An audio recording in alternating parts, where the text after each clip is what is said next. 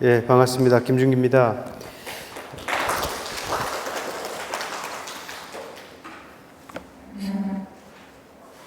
제가 준비한 자료는 자료집에 보면 그 글이 있고요. 이 글은 제가 제주문화재단 기관지에다가 기고했던 글입니다. 그것을 약간 바꿔가지고 이번에 자료집으로 먼저 제시를 했고요. 네, 이 말씀은 나중에 글로 좀 읽어보시면 충분히 이해 가능한 글이니까 한번 읽어주시고, 오늘은 제가 파일을 보면서 제주 사산 미술을 어떻게 확장할 수 있을까에 대한 고민을 여러분하고 좀 나누고 싶습니다. 제가 제주도에 왔을 때 그 박경호 선생님을 비롯한 제주도의 미술가들, 이 사삼 미술을 가지고 평화 이야기를 하는 것을 듣고 사실은 조금 의아하기도 하고 조금 놀라기도 했습니다. 왜냐하면 한반도의 예술가들은 평화 이야기를 잘 안 합니다.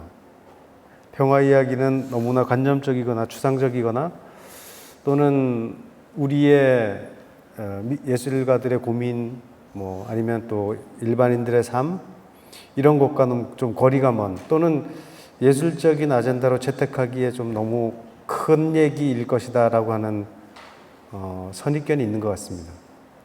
그래서 예술가들이 평화를 이야기하는 것을 사실은 잘 보지 못했습니다. 의외로 많지만 사실은 이렇게 뾰족한 의제로 평화 이야기하는 걸 잘 보지 못했습니다. 그런데 제주도에 제가 2016년부터 18년까지 일을 했는데요. 그 사이에 평화라는 것에 대해서 저 자신 미술인의 한 사람으로서 평화라는 것에 대해서 깊이 생각할 수 있었고, 또 그리고 오키나와나 타이완 같은 정말 평화가 절실한 섬들과 연결하는 사업도 있고 논의장도 있고 이런 장들 속에서 저 자신도 평화라는 것을 다시 생각하는 어떤 계기를 제가 제주도에서 일하는 동안 만났던 것 같습니다. 오늘 제가 소개하려고 하는 것은 2019년에 경기문화재단에서 개최했던 행사인데요. 평화예술 대장정이라는 행사였습니다. 그래서 이 행사를 통해서 35개의 도시, 한반도를 비롯해서 동아시아 35개 도시의 투어를 했는데요. 그 과정과 그 결과가 우리가 평화라는 것이 이렇게 절실하게 우리 주변 가까운 곳에 아주 중요한 문제로 존재했었구나, 또 그리고 여전히 존재하고 있구나라는 것을 새삼 깨닫게 됐는데요. 이 35개 도시의 평화 의제들이 각각 또 층위도 다릅니다. 역사적 배경도 다 다르고 과정도 다르고 당연히 그 결과도 다르겠죠. 이런 그 35개의 평화 이야기를 가지고 어떻게 하면 이 시대를 살고 있는 우리가 예술가들이 역사적으로 대면해 왔던 평화 의제, 그리고 동시대에 맞닥뜨리고 있는 평화의 문제를 어떻게 풀어나갈 수 있을까에 대한 하나하나의 사례를 보고 듣고 나눌 수 있을 것 같습니다.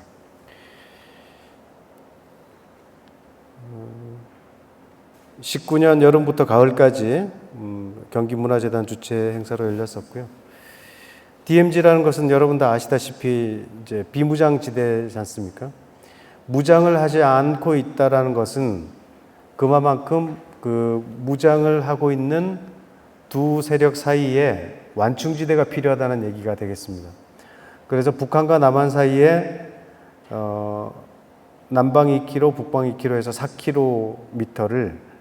4km를 무장하지 않은 곳으로 두자. 이게 이제 분단 당시에 그리고 또 휴전 이후에 지금까지 계속 이어져 오고 있는 선이죠. DMZ.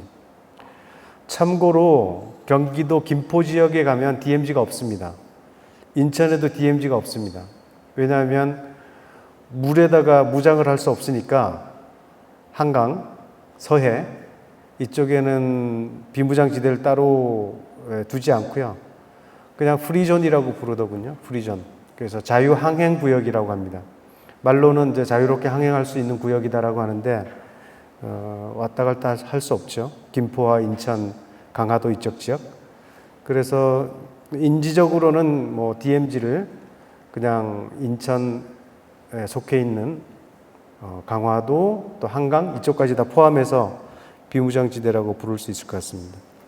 자, 이런 이제 비무장지대를 계기점으로 해서 자, 경기문화재단에서 비무장지대 DMZ를 아주 중요한 하나의 포인트로 생각하고 그것을 기점으로 평화의 길을 확장해 나가자라는 차원에서 이 평화예술 재장정을 시작한 겁니다.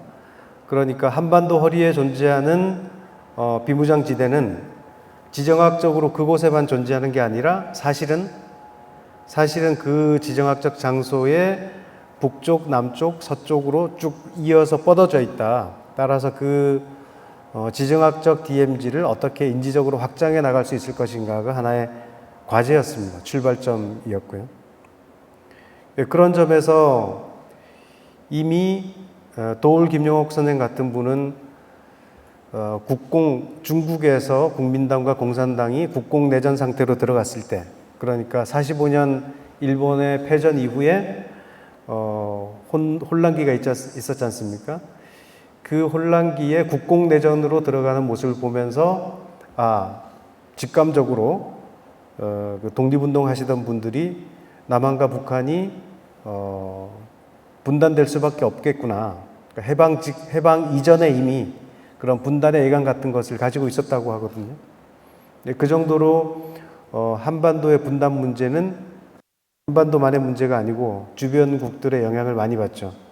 그래서 우리가 다 아시다시피 일본 같은 경우에는 지난번 아베 정권 때 트럼프와 김정은의 회담을 끝까지 로비해가지고 이렇게 결과를 막아낸 그런 사례가 있지 않습니까? 일본은 미래적으로도 한반도의 분단이 자신들에게 유리하다는 것이 너무나 분명한 사실이기 때문에, 그리고 중국과 러시아도 이해관계에 따라서 한반도를 바라보고 있는 건 여전하죠.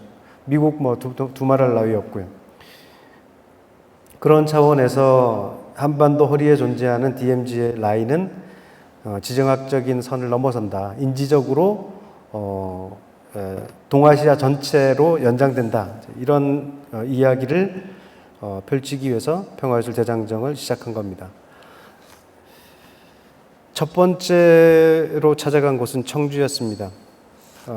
청주에는 이제 김복진이라고 하는 위대한 스승이 계시기 때문에 일제시대에 활동하셨던 분이고 이분의 그 묘소가 지금 청주에 있습니다. 팔봉산. 그래서 이 묘소에 저희 뭐 선후배들이 김복진 상이라는 것을 운영하고 있습니다.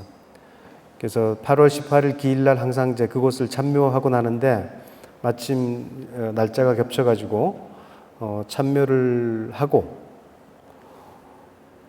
여기 제주도 사산미술제와 인연이 깊은 김종길 선생이 지금 이렇게 잔 따르는 역할을 하고 있죠.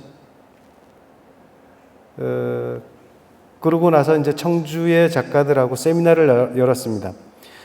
김복진의 존재에 대해서 청주 작가들이 꾸준히 선양 사업을 하고 있습니다. 조만간부터는 내년부터인가 청주 시립미술관에서 김복진상을 직접 좀 챙기겠다고 관장님이 동분서주하고 있는 모습을 최근에 봤고요.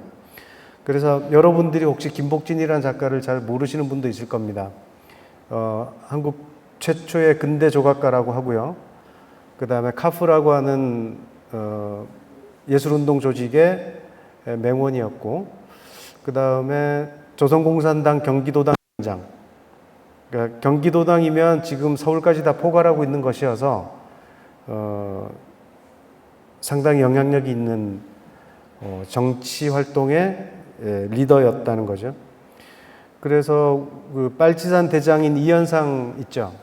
이현상이 나중에 이제 그 일제시대 때 붙잡혀 들어가가지고 이렇게 신문 받은 재판 기록이 있습니다. 그 재판 기록에 보면 항상 김복진 선생님이 이렇게 하라고 그래서 했습니다라고 다 그렇게 이제 나올 정도로 뭐랄까요? 뭐 예술가로서, 이론가로서, 평론가, 조직가, 또 정치활동가로서 탁월했던 분인데 그 김복진 선생님이 지내왔던 일제시대, 그 시대의 운동적 관점 이런 것들에 대해서 같이 세미나 나누는 자리를 가졌고요. 8월 27일 날 이제 드디어 출정식을 가졌습니다. 정식으로. 이날은 마침 그 표현의 자유, 나고야에서 나고야가 아니라 그 트리엔날레 때 작품이 철거되는 바람에 문제가 됐던 그 표현의 자유 전시 기획자들하고 함께 그 내용과 관련된 세미나를 한 날이었습니다. 그래서 그날 겹쳐서 평화예술대장정 출정식을 가졌고요. 두 번째 간 곳이 연천이었습니다. 이렇게 답사를 하는 과정에 제가 여러분께 연천에서의 이야기를, 에피소드를 하나 소개를 하자면, 지금 오른쪽 하단에 있는 사진이 우리가 DMZ 일대에서 만날 수 있는 기념조형비의 전형적인 모습입니다. 위에는 독수리가 있고 앞에는 이제 군인들이 이렇게 뭔가 영웅의 서사를 이야기하고 있는 조형물인데, 우리를 안내하고 있는 분이 미술인이 아니라 일반인이었습니다. 이 사람이 미술인인 우리들한테 어떤 얘기를 해주냐면, 여기 있는 이 조형물들이 자기가 보기에도 너무 멋있지가 않고 너무 조악하고 형편없는 조형물이어가지고 항상 DMZ 일대에서 투어를 할 때마다 부끄러워 죽겠다고, 일반인들에게 이 작품에 대해서 무슨 얘기를 해야 될지 모르겠다, 이런 얘기를 하는 겁니다. 그러면서 미술인들이 제발 이런 거 좀 어떻게 해주라고 부탁을 거꾸로 하는 거예요. 그러니까 지금 DMZ라고 하는 그 장소들은 미술적으로 보면, 이념적으로 보면 냉전의 공간입니다. 여전히 전쟁 중인데 냉전이죠. 직접 총만 안 쏠 뿐이지 계속 싸우고 있는 겁니다. DMZ라는 이 공간에서. 그래서 거기에는 이른바 안보관광이라는 이름으로 우리가 지금 얼마나 위험에 처해 있으며 저들이 자칫하면 넘어올 수 있다라고 하는 그 불안, 공포 이런 것들을 계속 주입하는 안보관광이 세팅이 돼 있는 거거든요. 그러다 보니까 예술가들이 사실 대다수 예술가들은 뭐랄까요, 정치적 활동을 직접 나서서 하는 것을 꺼려하지 않습니까? 심지어 그것이 진보적이거나 또는 미래지향적이거나 등등 여러 가지 선한 의지를 갖고 있는 것이라고 할지라도 예술가들이 스스로 국가 단위의 정치적 프레임에 직접 뛰어드는 것을 극도로 좀 거부하는 면이 있지 않습니까? 그러다 보니까 특히 이런 냉전의식에 가득 찬 안보 예술이랄지 뭐 이런 것들에 대해서 좋은 예술가들이 나설 리가 없죠. 나서서 이승복의 나는 공산당이 싫어요랄지 이런 식의 반공이나 이런 이데올로기를 유포하는 작업에 예술가들이 흔쾌하게 나서는 경우가 그렇게 많지가 않습니다. 7, 80년대라면 모르겠어요. 그때 되면 좀 규모 있는 이런 국가적인 프로파간다가 있을 때니까 그럴 때는 조금 예술가들이 움직였을지 모르지만, 제가 목격한 대부분의 DMZ 접경에 있는 이런 조형물들, 이런 것들이 대부분 다 좀 열악한 재정적 여건 속에서 만들어진 것 같습니다. 그러다 보니까 솜씨 있는 예술가들보다는 좀 그렇지 않은 그런 작업들이 이렇게 지금 보시는 것처럼 아주 상투적인 어법으로 이렇게 냉전의 이데올로기들을 유포하고 공유하고 있는 그런 상황이다. 그런 점에서 DMZ는 이른바 관광적 차원에서도 보면 냉전 이데올로기 시대의 안보관광이라고 하는 틀에서 우리 제주도에서 많이 이야기하는 다크투어, 역사유훈 여행의 패러다임 전환이 필요하다. 이런 것을 DMZ에서도 많이 느낄 수 있었습니다. 그리고 연천에는 이제 보시다시피 오른쪽에 보시는 것처럼 전시 공간이 있습니다. DMZ 접경에 어떻게 보면 가장 뜻밖의 장소에서 아주 번듯한 갤러리가 운영이 되고 있었다는 것도 특이할 만한 일이었습니다. 동두천 같으면 인구가 10만이 넘어가던 곳인데요. 미군 기지가 이제 후방으로 빠지면서 점점 슬럼화되어 가고 있었습니다. 그래서 10만 이하로 인구가 떨어졌고, 이 떨어진 도심을 어떻게 살릴 것인가 여러 가지 고민 끝에 이 도시에는 이제 그래피티가 들어오기 시작했고요. 또 하나 특이할 만한 것은 이 동두천을 음악의 도시로 가져가자라고 하는 프로젝트가 벌어지고 있습니다. 아직까지 구체적인 속도는 안 나고 있는데 서울에 인접한 도시들 중에서 음악인들이 가장 편하게 활동할 수 있는 곳. 그러면 뭐 미8군 부대라는 거 많이 들어보셨잖아요. 이 동두천도 마찬가지로 한국의 대중음악의 성지라고 할 수 있을 정도로 많은 음악인들이 거쳐간 곳이라고 합니다. 그런 히스토리를 배경으로 동두천을 어떻게 도시재생 차원에서 살려낼 것인가에 관한 여러 가지 고민이 있어서 서정민갑이라고 하는 그 음악평론가를 강사로 모셔다가 한국 대중음악과 동두천 또 미군 부대 뭐 이런 이야기를 공유하는 세미나 자리를 가졌습니다. 우리 미술인들 일행이 움직이던 차가 돌아오는 길에 동두천 무명인 묘지에 들렸습니다. 공동묘지인데요. 저기 앉아 계신 고승욱 선생이 대한공간 풀 활동하시던 시절에 이 동두천을 작업을 하기도 했었죠. 수많은 그 여성들이 그 동두천 일대에서 기지촌 여성으로 일하다가 억울한 죽음을 맞이한 경우가 많았었죠. 묘지를 따로 쓰지 않고 이렇게 무명인 묘지로 묻은 경우가 참 많아서 뭐 그냥 지금 본분마저도 거의 다 없어져 가고 있는데 그런 이 동두천 무명인 묘지를 찾아서 참배를 잠깐 하고 왔습니다. 미술인들의 차량이 움직이는 사이 재단의 직원들도 같이 얘기하지도 않았는데 함께 그곳에 와 있더라고요. 그 정도로 동두천이라고 하는 도시가 이 무명인 묘지, 이 묘역이 안고 있는 지금 현재 모습도 그렇고 역사 속에서도 이런 아픔을 가지고 있는 도시인 것 같습니다. 그 다음은 이제 난징으로 갔습니다. 난징은 제주 4.3이 3만 학살이라고 그럴 때 난징은 30만 학살이지 않습니까?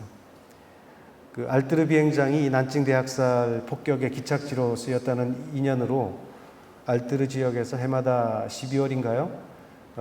이 난징에 관한 제를 올리는 그런 일도 있지 않습니까? 이 난징 대학살 기념관 앞에는 지금 보시는 우에이샨의 조각이 있습니다. 11m 되는 조각인데 그 크기나 작품의 울림이 아주 대단한 작품이죠. 그리고 역시 중국은 뭐 국가주의가 거의 전부인 나라이기 때문에 국가 차원에서 이 난징 대학살에 관한 엄청난 이들 나름, 중국 정부 나름의 프로파간다를 하는 겁니다. 그래서 이 기념관 자체의 규모나 이 아카이브 정도가 상상을 초월할 정도로 촘촘하게 되어 있습니다. 당시 난징에 체류하고 있던 유럽인들, 이쪽 사람들도 기록을 많이 남기고 나중에 이 아카이브 작업에 같이 동참을 해서 그런지 엄청난 아카이브들이 있었고, 중국이란 나라가 20세기 들어서면서 식민지로 완벽하게 전락하지 않았을 뿐이지 사실은 엄청난 유린을 당했지 않습니까? 그 역사에 대해서 국가 차원에서 이렇게 대대적으로 아픈 역사를 되돌아보게 하는 이 뮤지엄을 만들어서 이렇게 추모를 하고 있었고요. 위안소가 있습니다. 이 난징에 있는 것이 가장 큰 대규모의 위안소였다고 하고 지금도 건물들이 남아 있습니다. 그래서 이 건물을 기념관으로 이렇게 사용하고 있는 현장에 다녀왔습니다. 난징이라는 곳이 중국 남쪽에 아주 중요한 한때는 중화공화국의 수도로 쓰였을 정도로 아주 중요한 도시였지 않습니까?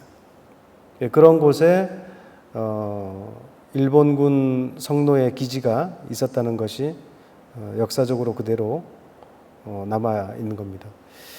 그 다음에 이제 타이완으로 갔습니다. 타이완은 뭐 2차 대전 종전 전까지는 일본의 식민지였다가 해방되고 나서 중국 국공내전에서 패배한 국민당 세력들이 타이완으로 왔죠. 타이완으로 온 그 어마어마한 힘이 타이완에 원래 살고 있던 사람들을 학살한 겁니다. 이게 이제 228 사건이라고 하는 건데, 228 사건의 기념관, 뭐 이런 이제 시설들이 있습니다. 공원도 있고, 시립기념관도 있고, 국립기념관도 있습니다. 그래서 그 곳을 찾아보고, VT 아트 살롱이라고 하는 일종의 대한 공간에서 타이완 작가들하고 함께 세미나를 했습니다. 지금 보시는 장면은 여러분 금문고량주 아시죠? 고량주 중에서 제일 유명한 금문고량주. 그 금문고량주를 만드는 곳이 바로 금문도인데요. 금문도가 중국 대륙에 바짝 붙어 있는 대만의 섬입니다. 우리가 양안 관계라고 할 때 저쪽 해안과 이쪽 해안 사이를 얘기하는 거거든요. 그래서 이 금문도에서 지금 저 건너 보이는 곳이 바로 건너편 보이는 곳이 중국 대륙입니다. 그러니까 우리나라로 치면 이제 DMZ와 같은 역할을 하는 거죠. 그래서 이 금문도 자체가 금문고량주를 만드는 그 술도가 공장 이외에 대부분은 다 이제 해안 쪽으로는 군사기지입니다.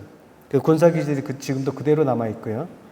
그래서 지금 벙커에서 바라보는 중국 대륙의 모습입니다. 사진이. 그래서 곳곳에 이렇게 군사시설들이 돼 있어서 이곳을 안보 관광이랄 것도 없어요. 여기는 완벽하게 역사 유훈 여행, 다크 투어로 이미 관광지화 돼 있었습니다. 지금은 이제 대만하고 중국하고 군사적으로 대결하거나 직접적인 무력 충돌이 벌어질 일은 없기 때문에 중국 대륙에서 온 사람들도 이것을 많이 찾는다고 합니다. 우리나라의 DMZ가 앞으로 세월이 지나면 어떻게 바뀔 것인가, 뭐 이런 것도 가늠이 되는 그런 장소였습니다. 뭐 전형적인 모습이죠. 확성기, 또 해변에서 보는 저쪽의 모습. 지금 뒷모습을 보이는 사람이 야오레이중이라는 작가인데, 이 금문도에서 금문도의 어떤 어두운 역사, 이런 다크 투어 기반의 사진, 비디오, 퍼포먼스 이런 작업을 하는 작가입니다. 자, 그 다음에 이제 철원으로 갑니다. 철원 노동당사 뭐 너무나 잘 알려져 있죠. 이 철원 노동당사가 6.25 이전에는 북한 지역이었기 때문에 철원 자체가 노동당사로 쓰였던 건물이 그대로 이제 남아 있고요.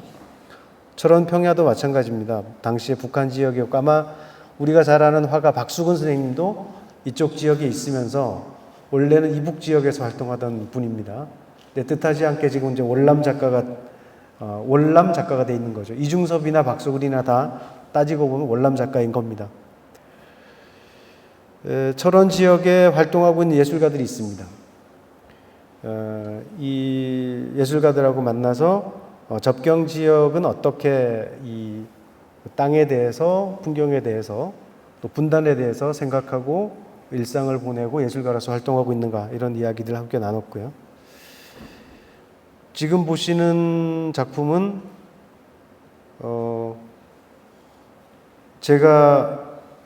저는 예술학과 이론 전공이거든요. 근데 미술 대학을 다녔다는 이유로 그림병으로 가끔 차출을 당했습니다. 강원도 철원의 3사단에 제가 근무할 때 이 대전차 장애물 외벽에다가 벽화를 그렸는데 그 중에 하나가 지금 이렇게 남아 있었습니다. 역사적인 작품이어서 사진 한번 찍어봤습니다. 파주 쪽에 예술가들이 또 있죠. 뭐 이세현 선생님도 있고 누구도 있습니다. 이날 만나지는 못했는데 천호균 쌈지 사장님 하시던 분 있잖아요. 천호균 사장님을 그 이후에 따로 찾아가서 만났고, 얼마 전에 국립현대미술관에서 DMZ 평화예술 세미나 할 때 발제자로 모셨는데, 이 천호균 선생님이 최근에 하고 있는 재미있는 일이 하나 있습니다. 아시는 분은 아시겠지만 그분이 생명과 평화, 생태와 평화 이 두 가지를 가지고 거의 뭐 활동가가 돼 있지 않습니까? 이분이 최근에 한 일은 뭐냐면 DMZ 접경 안으로 들어가서 농사를 짓는 건데, 어떤 농사냐면 대마를 심는 겁니다. 우리 대마초 할 때 그 대마 있죠?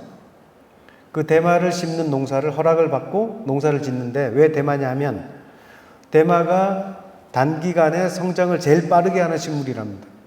그리고 그렇게 빠르게 성장한 식물이 이산화탄소를 잡아먹는 그런 역할을 하기 때문에 이 세상에 둘도 없는 지구온난화 방지를 위한 어마어마한 식물이라는 거거든요. 그리고 또 하나 이슈가 있죠. 대마초라고 하는 게 불법이 돼 있는 나라가 그렇게 많지 않은데, 대한민국은 과도하게 담배나 알코올의 중독성에 비해서 훨씬 더 덜한 중독성을 갖고 있는 것이 대마인데, 그것이 이러저런 이유로 지금 불법화돼 있어서 이런 것도 같이 풀겠다, 이런 나름의 그 소신을 가지고 농사를 짓고 있고, 그 파주에 계시기 때문에 DMZ 접경과 그것의 평화의제, 그리고 그것을 통해서 생태적 가치를 끌어낸 일까지 쭉 이렇게 예술가로서 끌고 나가시는 모습을 만날 수 있었습니다. 자, 그 다음은 베트남입니다. 지금 오른쪽에 보시는 작가가 쩐르엉이라는 작가인데요. 베트남은 사전에 집회 신고를 안 하면 10명 이상 모이기가 어려워서 공공장소가 아닌 그냥 작업실에 모였습니다. 작업실에 모여서 한국의 DMZ, 그리고 전쟁의 역사, 이런 것들에 대해서 베트남 예술가들하고 함께 대화 나누는 자리를 가졌습니다. 베트남에서의 평화는 학살이나 또는 피해의 역사가 아닙니다. 베트남의 전쟁과 평화 이야기는 영웅적 서사죠. 왜냐하면 프랑스 식민지 시절부터 전쟁에서, 식민해방전쟁에서 늘 이겨왔고, 그리고 또 미국과 전쟁에서 이겼지 않습니까? 이제 그런 이유로 베트남은 특히 이제 공산주의 국가이기 때문에 국가적 차원에서 전쟁 아젠다를 체계적으로 관리합니다. 절대 전쟁에서 죽음, 상처, 트라우마 이런 얘기가 나오면 안 되는 거죠. 그래서 영웅적 서사, 전쟁 승리한 전쟁의 영웅적 서사만이 베트남에서 만날 수 있는 전쟁과 평화에 관한 이야기들이었습니다. 그래서 뮤지엄들은 대대적으로 베트남 전쟁에 대해서 이렇게 지금 보시는 것과 같은 이런 이야기를 펼쳐내는 것이고요. 다양한 방식으로 여러 매체들이 있습니다. 그 중에서 지금 보시는 그림들은 이른바 오칠회화라 그러죠. 오칠을 가지고 그림 그리는 것도 상당히 성행하고, 여기가 이제 프랑스 식민지 지배를 받았기 때문에 유럽의 근대 미술을 직접 수입해 가지고 미술의 수준이 상당히 생각 이상으로 높습니다. 위쪽에 있는 도시가 하노이고요. 밑으로 내려가면 메콩강 하류에 있는, 우리가 사이공이라고 하는 도시로 알고 있죠. 지금 이제 이름을 호치민으로 바꿨는데, 이 호치민시에는 딘큐레라는 작가가 있죠. 왜 헬리콥터 떨어지는 그 애니메이션 영상 있지 않습니까? 이 딘큐레 작가랑 또 여러 예술가들이 함께 만나서 베트남 미술에 대해서 이야기를 했고, 특히 이 딘큐레는 2018년도인가요? 제주 도립미술관에서 포스트 트라우마 전시할 때 출품한 작품들 있죠. 좀 전에 말씀드렸던 베트남의 미술, 베트남의 현대 미술은 영웅적 전쟁 승리의 서사만을 이야기해야 하는데, 그렇지 않은 그림들, 추상회화 뭐 이런 것들에 대해서 좀 배타시하거나 터부시하는 분위기가 있어서 이 딘큐레가 직접 그런 작품들 아카이브도 하고 당시에 화가들하고 인터뷰도 하고 한 작품을 제주도립미술관에 출품했었는데, 하여튼 그런 이야기를 비롯해서 베트남이 딩큐레 자체가 이미 보트피플이었기 때문에 전쟁의 체험이 어떻게 한 개인에게 또 베트남 사람들에게 집단화되어 있는가 이런 것들을 서로 어떤 전쟁과 평화를 바라보는 관점의 차이 같은 걸 좀 알 수 있었습니다. 하나 좀 특이할 것은 한 여성 작가하고 인터뷰하다가 들은 얘기인데 본인이 한 보름 동안 아무것도 먹지 않고 갤러리에서 요리만 하는 퍼포먼스를 했답니다. 이유는 일제시대 때 일본군들이 쌀을 공출해 가는 바람에 제 기억이 맞는지 모르겠습니다. 100만 명이 굶어 죽었다라는 이야기를 하는 거예요. 우리 대부분 모르고 있잖아요. 그래서 2차 대전 때 베트남 사람 100만 명이 일본이 쌀을 다 빼앗아 가는 바람에 굶어 죽었다. 그런 이야기들을 보면서 역시 이 동아시아라고 하는 이 나라들이 저 위에 하얼빈부터 이 사이공까지, 사이공 아니라 저 밑에 필리핀까지 전부 다 일본 제국의 전쟁 폭력, 제국주의 전쟁 폭력에 엄청난 피해를 본 나라들이었구나 이런 것들을 새삼 확인할 수 있었습니다. 자, 다음은 이제 한반도의 부산, 김해, 남원 이런 남쪽 도시입니다. 사실은 부산이라는 곳에서 우리가 평화 의제를 어떻게 나눠볼까, 어떤 평화 이야기가 있을까 처음에 좀 망설이다가 부산에 국립박물관이 하나 있는데요. 그게 강제동원 역사관이라고 하는 공간이 있습니다.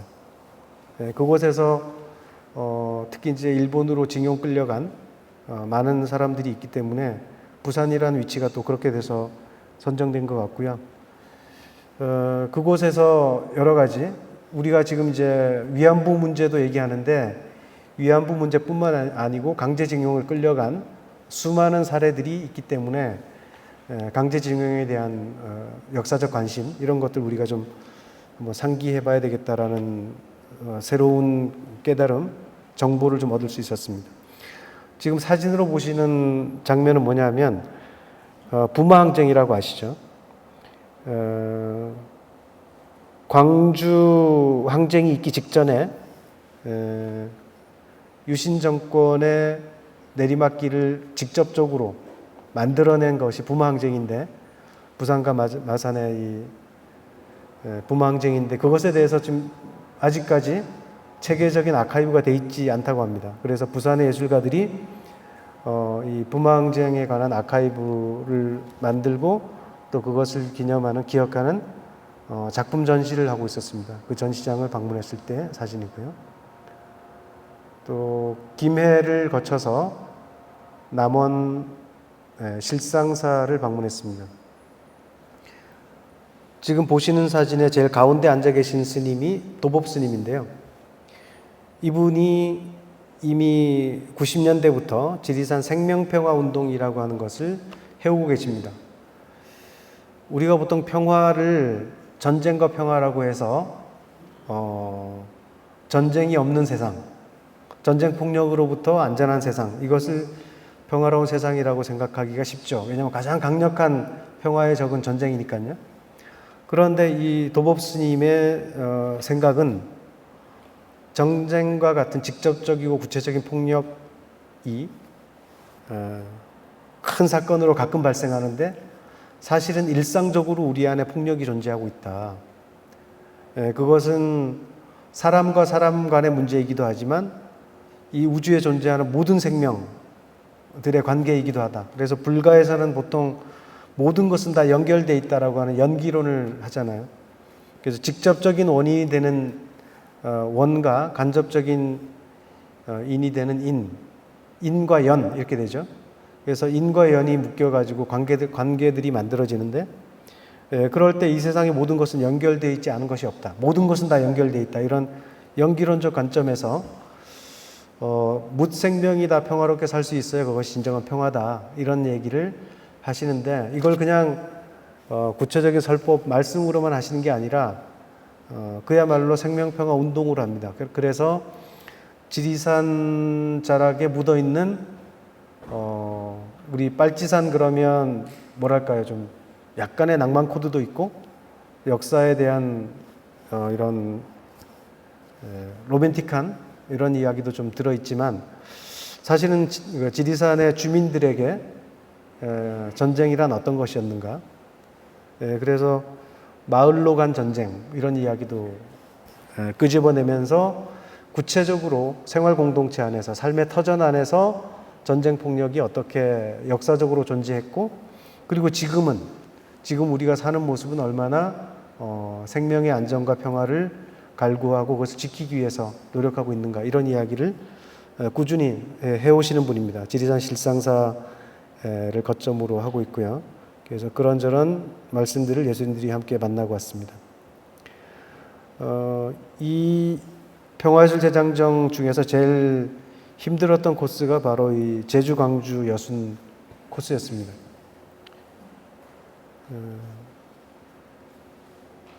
제주도에서 제일 먼저 간 곳은 이제 알뜨르 비행장이었습니다. 일제시대 전쟁 기지로 쓰였던 곳이기 때문에 장소 자체가 이미 묵직하게 사람의 마음을 이제 눌러내리는 곳이고, 저는 개인적으로 2016년에 처음 이곳에 갔을 때 누군가 이런 얘기를 해줬습니다. 이 알뜨르의 풍경을 이렇게 바라보고 있는 저에게 너무 아름다워서 슬프다, 이런 역설적인 얘기를 해서 제가 오랫동안 기억이 나는 말인데, 보기만 해도 고요하고 아름다운 저 풍경 속에 전쟁 폭력이 들어있구나, 그것이 이제 슬픔으로 연결되는 그런 장소죠. 그리고 제주도는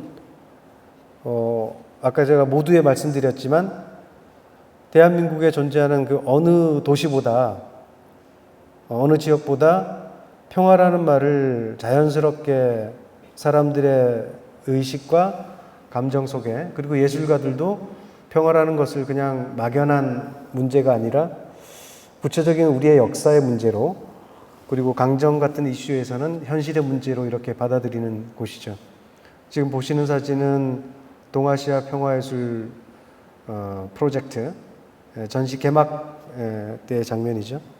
함께 모여 있는 이 예술가들이 뭐 예술가뿐만 아니라 여러 주체들이 보이네요. 이분들이 제주도라는 곳을 거점으로 평화를 이야기하고 제주도 4.3의 문제를 제주도가 아니라 동아시아 전체의 평화 문제로 이렇게 확장하는 일을 계속 해나가고 있고, 결국 4.3 미술이라는 것에 지금까지의 4.3 미술이 4.3의 억울한 죽음을 밝혀내고 알려지지 않은 진실을 알려내는 그런 것이었다면, 이제 점점 더 세월이 흐르면 흐를수록 제주 4.3의 가치를 평화의제라고 하는 보편적인 의제로 끌어올리는 일, 그리고 그 의제를 제주도만이 아니라 한반도 전역으로 동아시아 전체로 확장하는 일이 될 겁니다. 그런 차원에서 제주도 4.3 미술이 평화예술의 하나의 중요한 거점으로 역할을 할 것이고, 특히 이제 이 코로나 때문에 지금 중단됐습니다만 동아시아 평화예술 프로젝트라고 하는 것은 제주도와 오키나와와 타이완 이 세 섬을 거점으로 한 연계 프로젝트라는 것이 참 포인트인 것 같습니다. 지금 이 위에 걸개 그림에서 보는 이 지도가 지금 제주도, 오키나와, 타이완 이 세 섬이죠. 사실은 이제 이 오키나와 크기가 상당히 좀 과장되어 있긴 하지만 이 세 섬이 특이하게도 각각 그 자기 나라의 1%대 인구에 속합니다. 타이완은 13억 전체 중국 인구의 1.6%인가 그렇습니다. 제주도는 한반도 한국 전체 인구의 1.3% 이렇게 되나요? 오키나와도 마찬가지입니다. 오키나와의 140만 인구가 일본 전체 1억 몇천 인구의 1%대에 해당합니다. 그러니까 제주, 오키나와, 타이완은 한국과 일본과 중국이라고 하는 큰 힘의 1%에 해당되는 섬인 거죠. 그런데 그 1%가 공이 평화라고 하는 첨예한 의제의 한가운데 서 있습니다. 그리고 가장 강력하게 평화 의제를 이야기하는 섬이죠. 그래서 제주도가 한반도에 대고 평화 이야기를 하는 것보다 오키나와 타이완과 함께 평화 이야기를 하는 것이 훨씬 더 의미가 큰 일일 것이고, 그래서 1%의 힘으로 동아시아의 평화를 이야기하는 이른바 동아시아 평화예술연대라는 담론이 이 행사나 전시를 통해서 만들어졌었죠. 제주도의 현재 진행형 평화의제는 역시 강정입니다. 강정이라는 곳이 우리에게 전쟁기지로 일반 국민들에게 전쟁기지로 각인되어 있지 않지만 그러나 다 알고 있죠. 여차적하면 전쟁기지로 활용될 수 있는 곳. 그리고 지금도 대한민국 해군이랑 직접적으로 연관이 되어 있는 곳이기 때문에 민간이 함께 사용하는 기지라고 하지만 그러나 동아시아에서 가장 위험한, 만약에 전쟁이 난다면 가장 먼저 중국으로부터 미사일 포격이 들어올 위치가 바로 강정인 거죠. 근데 그 강정으로 가는 미사일이 서귀포 쪽이 아니라 제주 쪽으로 떨어지면 어떡하나 하는 걱정을 하시는 분도 있을 정도로 위험한 일입니다. 이 위험한 일을 위험한 장소를 제주도가 안고 있어야 된다는 것이 지금까지 한 10년 이상 이렇게 벌어져 온 강정의 일이고, 강정에 지금도 평화활동가들이 계속 머물면서 계속해서 평화 이야기를 하는 이유이기도 한 것 같습니다. 다음은 광주입니다. 저도 80년대부터 수없이 많이 광주를 갔지만 이렇게 좀 프로그램을 가지고 가니까 역시 좀 체계적으로 이렇게 접근을 하고 하다못해 해설을 받아도 준비된 해설자가 나와서 정말 구구절절히 해설을 해주니까 좀 남달랐습니다. 광주가 4.32 해방 이후에 최초로 민간인이 총을 든 봉기였다면 광주는 가장 최근까지, 지금으로부터 가장 가까운 과거에 민간인이 총을 든 일 아니겠습니까? 그런 점에서 광주는 제주에게, 4.3에게 늘 고맙다고 이야기를 하는 거죠. 왜냐하면 4.3이 있었기 때문에 총을 든 민간인이 그럴 수밖에 없었던 이유에 대해서 역사적으로 그 정당성 같은 것을 이야기할 수 있다라고 이야기를 하는 것이고, 분단된 조국의 초입에서 반분단을 이야기했던 제주 4.3의 위대한 서사가 4.3을 학살로만 남지 않고 항쟁으로 이야기할 수 있는 근거가 되지 않습니까? 5.18도 마찬가지입니다. 광주 학살이라고 처음에 이야기했던 것에서 출발했죠. 그래서 학살의 진실을 알아야 된다, 알려야 된다라고 하는 것이 80년대 내내 일이었습니다. 그 학살의 서사를 넘어서서 지금은 광주는 한국의 민주주의를 가장 가까운 과거에 쟁취해낸 그런 자랑스러운 항쟁의 역사로 자리를 잡아가고 있는 거죠. 여수는 저로서는 비록 간접 체험이지만 이렇게 체험할 수 있는 계기가 이때였습니다. 지금 저 가운데서 마이크 들고 계신 분이 주철희 박사님이란 분인데요. 이분이 역사학자입니다. 근데 이 여순 항쟁에 대해서 이런 말씀 하시더라고요. 역사 공부는 현장에 가서 지형을 보고 길도 보고 이렇게 해서 직접 그 현장을 찾아봄으로써 그 역사를 실감할 수 있기 때문에 답사라는 게 너무너무 중요하다. 그런 말씀하시면서 지금 이 일행들이 서 있는 곳은 18년대가 주둔하고 있던 곳입니다. 그 주둔지로부터 어떻게 이탈해가지고 어디로 이동했고 전투가 어떻게 벌어졌는지를 쭉 이렇게 우리들에게 답사를 해주는데, 여순 봉기의 이유가 뭐였습니까? 4.3 제주도민들을 군인으로서, 조선의 아들로서 제주도민을 학살할 수 없다. 이런 이유로 이제 봉기를 했던 것이고, 사실은 이제 그 여순 사건이라고 부르는 사람들, 우파적 시각을 가지고 이 사건을 보는 사람들에게는 이 여순항쟁에 참가한 정치 조직에 관한 이 생각도 무시 못할 정도로 큰 겁니다. 조직적으로 조선공산당, 노동당이 개입을 했으니까요. 그러나 또 한편 우리가 주철이 박사님의 이야기를 통해서 접할 수 있었던 것은 인민위원회, 여수와 순천에 존재하던 인민위원회가 활동했다는 것인데, 그것은 그 인민위원회라는 것은 공산당과는 관계없는, 그러니까 해방 직후에 가장 광범위하게 한반도 전체에서 자리 잡고 있던 조직이 인민위원회잖아요. 지금이야 인민 그러면 좀 위험한 말이지만 당시는 그냥 영어의 people에 해당하는 사람들의 모임, 주민들의 공동체 이런 개념으로 썼던 인민위원회가 작동을 하고,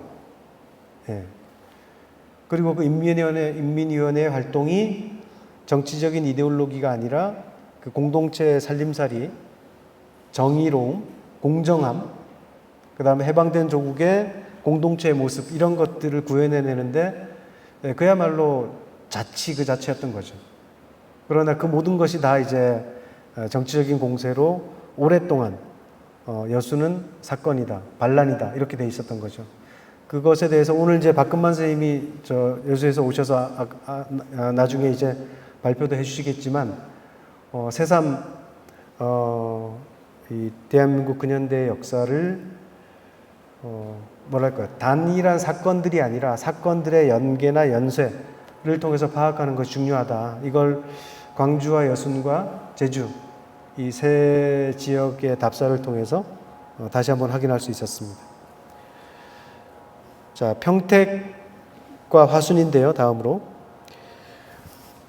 평택은 미군 기지 확장 이전 문제 때문에 이슈가 됐던 곳이고, 지금 보시는 화성 매양리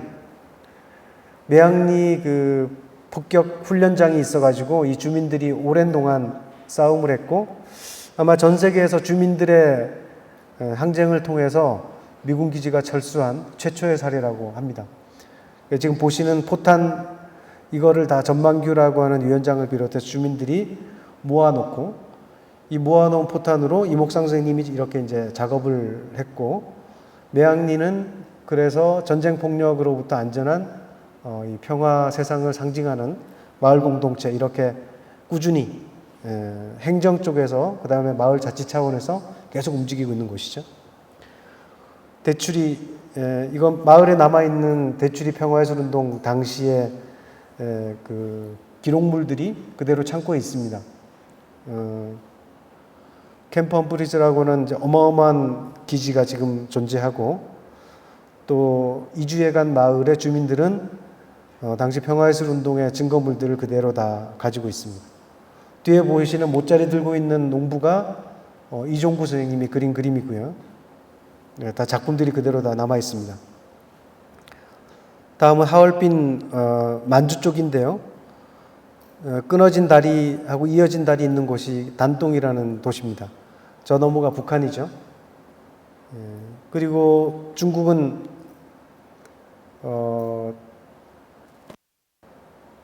항미원조라고 부르더군요. 미국의 항거에서 조선을 도운 전쟁, 6.25 전쟁에 참전한 그것을 항미원조 기념관이라고 그래서 이제 뮤지엄을 크게 지어놓고 있었고요. 하얼빈에 가면 731 부대 기념관이 있습니다. 우리가 유럽의 홀로코스트는 알아도 동북아시아에 존재했던 731 부대에 대해서는 그 실상을 잘 모르는데, 실제 가보니까 상상했던 것 이상으로 어마어마한 폭력이 있었더라고요. 나중에 여러분들 기회 닿으시면 하얼빈 쪽 여행을 꼭 좀 해보시면 좋겠습니다. 동북아시아, 특히 이제 만주 동북 삼성이 지금이야 중국의 경제 중심이 남쪽으로 많이 내려갔다고 그러지만 그 이전까지 동북 삼성은 중국의 경제 중심, 그리고 중국의 후동화라고 하는 말 있죠. 이 베이징을 중심으로 한 중국말의 표준어가 하얼빈 억양 그대로랍니다. 그 정도로 우리가 생각하는 만주는 중국에서 중요한 입지를 차지하고 있던 곳이고, 일제시대에도 마찬가지로 일본이 최첨단의 자본력과 기술력을 동원해서 새로 건설한 도시가 바로 이 하얼빈입니다. 만주국에다가 일본의 이데아를 제국을 향한 꿈을 실현하기 위해서 엄청나게 부은 겁니다. 그런 점에서 되게 중요한 역사 도시이기도 하니까 하얼빈을 나중에 한번 꼭 가보시기 바랍니다. 하얼빈역에는 안중근 기념관이 있습니다. 그 다음에 이제 동학 투어인데요. 지금 보시는 것이 사발통문 기념탑입니다. 구본주 가보농민전쟁 조각이고요. 그 다음에 김포에도 DMZ는 없지만 철조망이 이렇게 있습니다. 가로막힌 땅인 거죠. 오키나와를 방문해서 여러 예술가들이 오키나와 곳곳을 답사를 했고요. 이때 경기문화재단에 공적 자금을 쓸 수가 없었습니다. 왜냐하면 일본에서 그 무역 전쟁을 벌여왔죠. 당시에. 그래서 공적 자금으로 이런 투어 답사하는 비용의 지원비로 나갈 수 없다 그래서 여기 참가한 사람들이 전부 다 자비로 갔습니다. 그래서 오키나와의 여러 공간들 보고 답사하고 왔습니다. 대구, 또 서울의 전태일, 대구, 대전 과학자들하고 함께 과학과 평화에 대한 이야기를 나눴고요. 그다음에 인천 메가더 동상, 또 남영동 대공분실, 이런 곳이 다 우리가 20세기 후반 지내온 전쟁과 평화, 민주주의와 생명, 인권, 이런 의제들이 다 녹아있는 곳이죠. 자, 다시 DMZ로 가보겠습니다. 아까 제가 이야기의 시작을 DMZ로 펼쳤습니다만, DMZ라는 곳은 여전히 전 세계에서 유래를 찾아볼 수 없을 정도로 그야말로 분단과 대결, 그 다음에 냉전의 상징이 그대로 있는 곳입니다. 이곳을 예술 작품이 어떻게 바꿀 수 있을까? 이게 사례입니다. 임진각에다가 강익 중에 이런 작은 픽셀들을 설치해가지고 다리를 만드는 아이디어도 있고요. 올라프 엘리아슨 같은 작가가 참가한다면 이런 모습이 나올 수도 있겠죠. 이불 작가는 이미 DMZ 철조망을 녹여가지고 작품을 만들어서 베니스 비엔날레에 출품한 적이 있습니다. 아이웨이웨이 같은 작가도 이런 세 장을 통해서 뭔가 이야기를 건넬 수도 있겠다 싶습니다. 홀로코스트 기념관에 있는 작품들, DMZ에서 생각해 볼 수 있는 거죠. 알트르 비행장에 있는 제로센 이 작품은 만약에 DMZ를 만난다면 어떻게 갈 수 있을까? 안토니 곰니 같은 작가가 DMZ에 선다면 어떨까? 또 채평곤의 파랑새는 어떨까? 우리는 4.3 미술제라고 하는 이제 내후년이면 30번째를 맞는 행사를 눈앞에 두고 여기 탄미업을 비롯한 여러 예술가들이 열심히 또 올해도 했고 내년을 준비하고 있고 또 내후년에 30주년을 준비하고 있습니다. 제 딸이 생일이 4.3입니다. 4월 3일. 2006년 4월 3일에 태어났는데 일찍이 알고 있던 4.3은 학살의 4.3이었기 때문에 4월 3일을 생일로 가지고 난 아이가 4.3을 알게 되면 얼마나 슬플까 라는 생각을 했었습니다. 그런데 제가 제주도에 와서 2년 동안 일하고 나서 4.3은 슬픈 날이 아니라 자랑스러운 항쟁의 날이다 라고, 지금은 이제 중3밖에 안 되기 때문에 4.3 얘기를 열심히 해도 별로 관심이 없습니다, 얘가. 나중에 한 20살 되면 학살의 날이 아닌 항쟁의 날에 태어난 걸 축하한다라고 이야기를 해줄까 합니다. 그리고 그 항쟁은 그 어느 지역보다도 더 선명하게 해방된 조국이 분단된 조국에 해서는 안 된다는 반분단의 기치를 가지고 있습니다. 그리고 그 반분단이 오늘날까지 분단의 현실로 남아있는 한 4.3을 통해서 반분단을 이야기했던 그 항쟁의 역사가 현재 정신으로 지속될 필요가 있고 그럴 수밖에 없을 거라고 봅니다. 그런데 그 반분단을 외쳤던 4.3의 정신은 제주도에만 머무는 것이 아닙니다. DMZ로 연결이 되겠죠. 그리고 그 DMZ는 한반도 허리에만 머무는 것이 아닙니다. 지금 제가 쭉 보여드린 저 위에 하얼빈부터 베트남까지 아니면 더 넓은 지역까지 어떤 이유로 제주에서 20세기 중반에 4.3이 일어났는가? 왜 4.3은 제주도에서 일어났는가? 여러 가지 역사적 인과 연을 가지고 아까 말씀드린 연기론처럼 모든 것이 다 연결돼 있고 특히 20세기 중반에부터 지금까지 이르는 어쩌면 20세기 전체나 또는 19세기부터 지금까지 이르는 근대사 전체가 제주도 4.3이라고 하는 항쟁과 학살의 역사를 낳았고 그리고 그 항쟁과 학살의 역사는 지금도 여전히 현재형이라는 것. 그리고 가까운 미래에 이것을 어떻게 바꿀 것인가는 오늘 4.3을 답사와 또 이런 강연과 토론으로 4.3을 생각하는 우리 모두에게 과거의 역사적 유훈으로부터 그리고 현실에서의 실천 그리고 앞으로 여기에 모여있는 우리 전체가 함께 뜻을 모아서 새롭게 열어나가야 되는 미래와 연결되어 있는 문제가 아닐까 생각합니다.